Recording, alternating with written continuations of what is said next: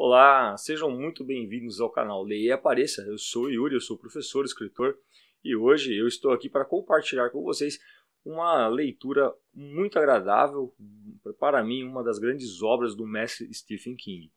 Esse cara aqui, ó, Novembro de 63. Pois é, esse livro aqui ele é um livro que você pode ler sem nenhuma preocupação, como sendo o primeiro livro do King, para você começar a ler, não o primeiro livro escrito por Stephen King, que foi Carrie Estranha.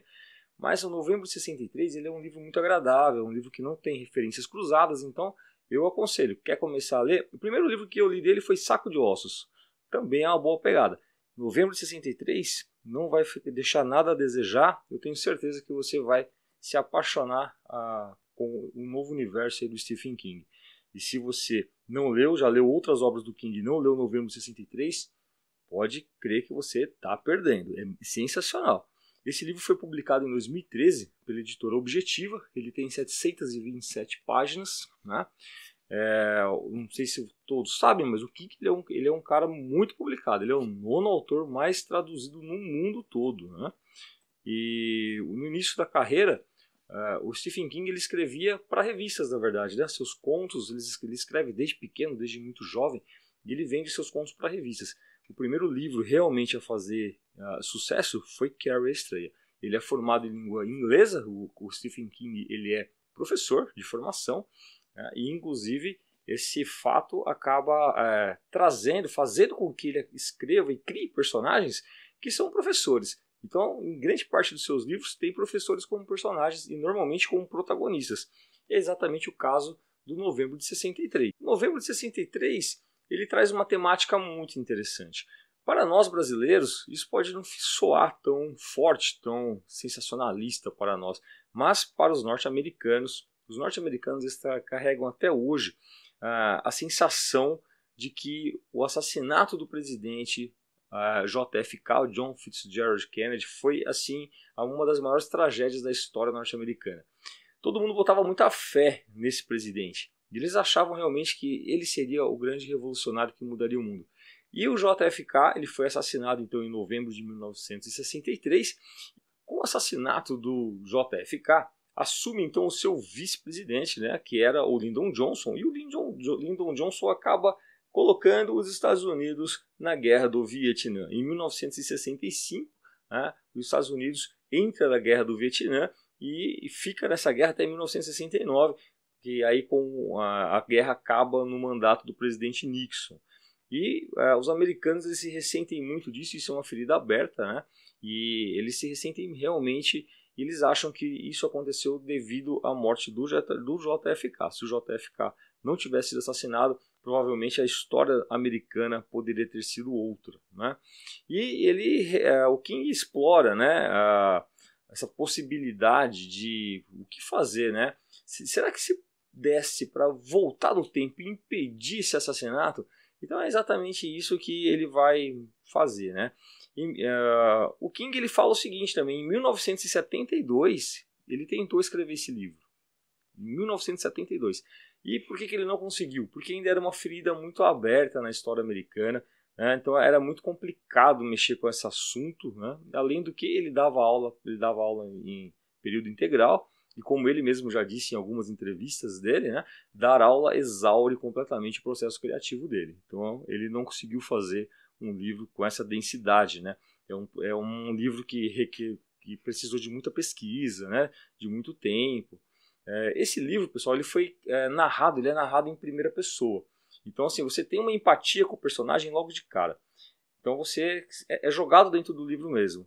Então, esse livro ele vai narrar a história de um professor, o Jake. O King, como eu falei, o King adora criar seus protagonistas professores, né? E o Jake, ele é um professor que ele dá aula para uma escola básica, né? E então esse ambiente escolar também é bastante retratado. Esse livro aqui é uma aula, pessoal, uma aula de história, uma aula sobre comportamento humano. E acima de tudo, para mim, esse livro é um livro de amor. Verdade, você pode pensar assim, nossa, mas Stephen King escreve história de amor? Escreve. Esse livro, para mim, é acima de tudo uma história de amor. Ele rivaliza ali uma outra obra dele mesmo, que é Love, a história de Lindsay, né? Mas para mim esse livro aqui realmente ele é uma ele é uma obra-prima de amor mesmo, tá? O Jake, que é o personagem principal, ele frequenta uma lanchonete, que é a lanchonete do Al. E é engraçado o seguinte, ele vai nessa lanchonete e os outros membros do corpo docente não vão, os alunos não vão. Quem frequenta ali é mais a classe operária, uma coisa mais retirada, e todo mundo desconfia da procedência dos lanches, da carne que o Al utiliza.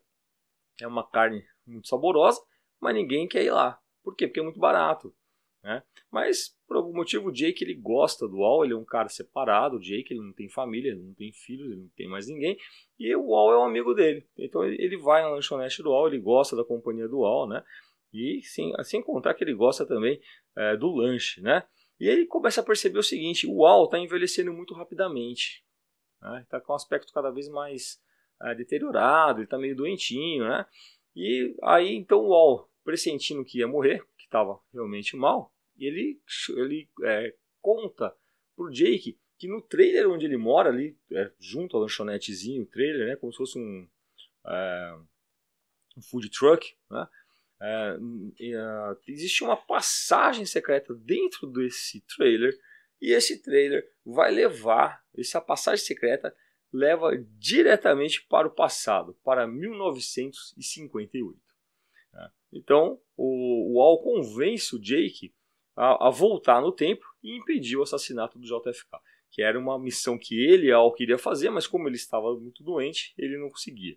E todas as vezes que a pessoa volta no passado, o tempo aqui meio que para, só que o tempo lá continua. Então, se você viver 10 anos no passado, quando você voltar, para as pessoas aqui parece que não mudou, passou um dia, um segundo, um minuto, enfim, foi instantâneo, mas você voltou 10 anos mais velho, afinal você viveu 10 anos em outro lugar, né? Agora, isso tudo que eu estou dizendo está aqui, tá? Na capa do livro mesmo, você consegue encontrar essas informações iniciais. Olha que legal, que interessante, muito bonita essa capa, né? Então você tem aqui a foto do JFK, do jornal, né? O JFK tendo sido baleado e morto, e aí depois você tem uma outra foto, né, na contracapa, aqui na capa atrás do livro, mostrando o JFK vivo, sobrevive ao ataque e tal, né? Então o próprio livro já te dá, a capa já te dá o spoiler todo do livro, né? Mas agora eu estou aqui ligando o alerta spoiler, que agora eu vou falar um pouco mais de coisas que não estão na capa. Se você não gosta, você para o vídeo agora, depois você continua assistindo, mas eu vou tentar ser suave nesses spoilers, ok? Então, as idas e vindas no passado cobram o seu preço. Claro que cobram um preço, né? Você não mexe com o passado tão facilmente, e principalmente a questão da sua própria saúde física acaba ficando deteriorado, né? Isso daí não tem como. Todas as vezes que você passa pela porta do trailer e faz uma viagem no passado, você aparece no mesmo lugar lá em 1958, no mesmo lugar, no mesmo momento, né? E existe uma espécie de um elemental, vamos dizer assim, seria um ser que não é ele não é humano, né? E ele é uma espécie de um guardião, que ele fica, quando você atravessa, você se defronta com ele. E esse elemental, ele que cuida, né, dessas indas e vindas, ele fiscaliza, ele olha, né, tudo que está acontecendo nesse inteirinho aí, ok? Tudo que você, quanto mais viagens você faz, todas as vezes você volta para o mesmo ponto, né? Você tem que viver tudo de novo, não tem jeito. Algo que me encantou muito nesse livro, que eu recomendo fortemente. Quando o Jake chega em 1958, ele toma um choque cultural. Então, assim, o Stephen King ele fez uma baita pesquisa sobre a década de 50, com o início da década de 60, sobre costumes, né, a questão de músicas, enfim, vestimentas. Ele cria um cenário, ele te joga dentro de 1958, naquela região, né, dos Estados Unidos. E ele narra assim, o cheiro, o aroma, o cheiro do ar, né, o sabor das coisas, a cerveja, o sorvete, tudo daquela época era mais gostoso do que de hoje. As coisas tinham mais sabor, as coisas eram mais intensas, né? Então o passado era algo muito mais intenso e prazeroso do que o presente. E aí o Jake se apaixona pelo passado assim instantaneamente, né? Instantaneamente. E aí então ele passa a se depender dele, ele fica mais lá do que aqui, com toda certeza, né? E um fato interessante, como ele volta em 1958 e o assassinato do Kennedy em 1963, ele tem que ficar 5 anos lá, até que chegue a data do assassinato. Então, nesse período, o que ele precisa fazer? Ele precisa encontrar o Lee Harvey Oswald, que é o cara que supostamente atirou no Kennedy, né? Só que assim, os norte-americanos, eles possuem dúvidas até hoje sobre será que foi ele mesmo que atirou, não foi, quem estava por trás. Então, ele não poderia chegar lá, por exemplo, e já ir direto lá e eliminar o Lee Oswald, né? Até porque, se fosse o caso, se existissem pessoas por trás dele, essas pessoas certamente levantariam outro atirador. Então ele precisaria acompanhar tudo e segui-lo e chegar até no último momento para impedir o assassinato, né? Não daria para fazer algo do tipo, elimina logo o Lee Oswald. Não funcionaria dessa maneira. Então ele passa a acompanhar, né, a vida dele e da família do Lee Oswald, né? E o que ele vai fazer nesses 5 anos? Ele vai dar aula, ele é professor, né? Ele vai lá, ele falsifica um diploma. Naquela época, sem internet, era difícil fazer conferência das coisas. Ele falsifica um diploma como alguém formado numa universidade no outro canto do país, e ele começa a dar aula. Da aula ele sabia fazer, de fato, né? Então passou facilmente, sem nenhum tipo de problemas, né? E aí, nesse meio tempo, ele se apaixona pela bibliotecária da escola, a Sadie, né? A Sadie é a bibliotecária que sai de um relacionamento abusivo e acaba se apaixonando, os dois acabam se apaixonando, né?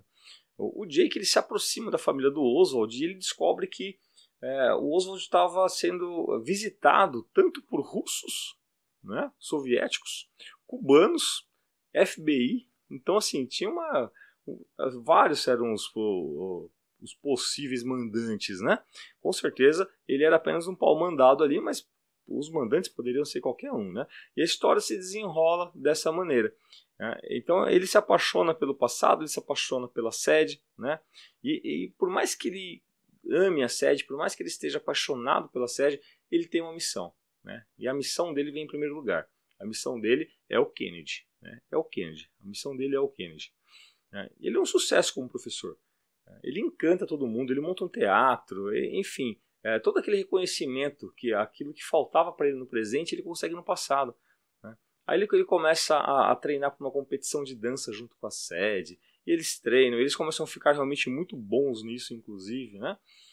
E enfim, o tempo passa, eles se envolvem e chega o dia do assassinato do Kennedy e de fato ele consegue impedir, né? Ele vai lá e ele consegue impedir o Lee Oswald de assassinar o Kennedy. E aí é o seguinte, e agora? O que ele faz? É só ele voltar e ficar com a Sadie? Era a vontade dele, mas ele precisava ver como ficou o futuro. E agora, será que ele impedir o assassinato do Kennedy e agora vai ficar tudo bem? Essa era a grande pergunta que estava rolando, né? Então ele pega e volta para o presente, mesmo sabendo que depois, quando ele retornasse ao passado, ele voltaria em 1958. Mas ele volta para o presente para ver como é que ficaram as coisas, né? O problema é que as coisas não ficaram como ele imaginava, né? Quando ele chega no presente, ele se depara com uma cena completamente surreal. Houve uma guerra nuclear aqui, né? E o mundo está sofrendo dores de parto literais, né? A Terra está se rasgando, as pessoas não sabem o que está acontecendo, os cientistas não sabem o motivo. Parece que o planeta vai rachar no meio. O Jake se desespera, né? Ele volta para o passado, conhece a Sadie novamente, né? Claro, aí as coisas ficam mais fáceis, né? Parece aquele filme, né? As coisas ficam mais fáceis porque ele já sabe o que ela gosta, ele já sabe o que ela pensa, ele já conhece os seus sonhos, enfim, fica muito mais fácil de conquistá-la, né? E aí ele vive tudo aquilo ali de novo, né? E aí vai até novembro de 63 novamente para garantir que dessa vez o cara realmente morra, né? E aí então, chega no final, ele volta no tempo e assim, por mais que ele queira ficar com a Sadie, e isso daí é uma coisa muito interessante, por mais que ele queira ficar com a Sadie, ele não pode ficar com a Sadie. Por que ele não pode ficar com a sede, pessoal? Ele não pode porque ele aprendeu que mexer no passado pode trazer consequências totalmente imprevisíveis, né? E normalmente não são boas as consequências, né? Então, assim, de repente, dois professores se casarem e ficarem juntos e ter a sua família, enfim, pode parecer uma coisa inocente, mas isso daí pode desenrolar num monte de consequências, né? E aí, então, o que ele faz? Ele resolve abandonar a possibilidade de encontrar a sede, ele volta uma vez mais no passado, até para poder limpar a mente da sede, né? Porque quando ele volta no passado, começa a contar de novo o tempo. Começando a contar de novo o tempo, ele já está lá em 1958, né? Ele vai lá, ele olha o futuro estava ruim, tudo destruído. Ele volta para 1958. 1958, agora a sede ainda não conheceu ele. E aí o que ele faz? Ele pega e faz uma carta querendo ajudar a sede. Por quê? Porque a sede sofreria um atentado em 1963 do seu ex-marido. E aí ele vai lá e ele acaba queimando a carta e ele decide que ele não pode interferir nisso, não tem como interferir nisso, ele queima a carta e ele volta para o futuro e deixa a sede lá no passado, né? Ele volta para o presente, ele começa a lecionar, ele se muda de cidade, ele vai para um outro lugar e ali ele consegue atuar em outras escolas, ele meio que tenta esquecer de tudo que ele passou, né? Só que um belo dia ele recebe uma aluna que vem da mesma cidadezinha que ele viveu lá com a sede. E aí ele se vence, né? Foi vencido pela curiosidade, ele começa a pesquisar na internet sobre a sede e ele descobre que a sede sobreviveu ao atentado. Esse era o medo dele, porque para ele tinha matado a sede ao não avisá-lo. Mas aí ele descobriu que ela sim sobreviveu ao atentado e ela se tornou uma pessoa proeminente na sociedade. Ela foi deputada, ela se envolveu com ONGs, ela foi uma pessoa que foi eleita para receber o prêmio de cidadã do século. E essa premiação ocorreria em um baile, né, daí a alguns dias, e agora a sede estava com 80 anos de idade. E aí o Jake vai até essa premiação e ele encontra então a sede nesse baile final, né? Ele espera uma oportunidade onde ela fica sozinha, e aí ele vai lá, encontra com ela, eles conversam, e aí começa a tocar a música que ele já tinha pedido para acontecer isso. Começa a tocar a música que é a música que eles dançariam naquela competição de dança. E o livro termina com um diálogozinho, as últimas palavrinhas do livro, pessoal, olha só. A sede vira para ele, durante a dança, e pergunta assim para ele: quem é você, George? Ele falou que o nome dele era George. Quem é você, George? Alguém que você conheceu em outra vida, querida. Então, a música nos leva. A música manda os anos embora e dançamos. Então ele volta a encontrar a sede, já com 80 anos, né? E acima de tudo uma história de amor. A sede é uma pessoa absolutamente apaixonante e encantadora. E com certeza você vai se emocionar. Eu terminei esse livro com os olhos marejados. Eu tenho certeza que esse livro vai tocar seu coração também. Pessoal, tá aqui, ó, novembro de 63. Uma grande pedida. Muito obrigado e até a próxima.